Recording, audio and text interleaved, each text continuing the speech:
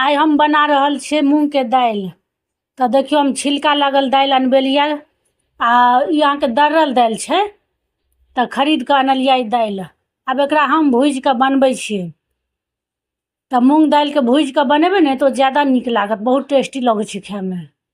तब ई भुजा गेलै, दालि के धो देलिया आ कुकर में धऽ दै छियै। ई दालि के गाढ़े बनाब तो अहाँके बहुत नीक लागत। एहिमे थोड़े घी धऽ देबै, खाय काल में नेबो धऽ देबै, बहुत टेस्टी लागत। आ पानि धऽ देलियै। आब एहिमे हम हरैद धऽ दै छियै। हरैद के बाद नून दै छियै, तेल धऽ दै छियै। आब एहिमे टमाटर काटि के रखने छलियै से धऽ दै छियै, धनिया पत्ता ई सब किछु धऽ कऽ आब ओइ कुकर के बंद कऽ दै छियै। अब ओकरा गैस पर चढ़ा दै छियै। गैस पर चढ़ा देलियै, एके 4 सीटी लगा देबै। अब कुकर उतारि देलियै। अब दालि में छौंका लगबै छियै। अब तेल धऽ देलियै, जीर धऽ देलियै।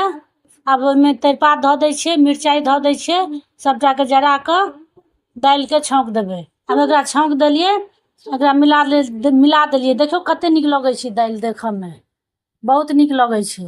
अहिना बनाएब अहूँ सब। ई वीडियो यूट्यूब पर देखै छी सब्सक्राइब कऽ देबै, फेसबुक पर देखै छी फॉलो कऽ देबै।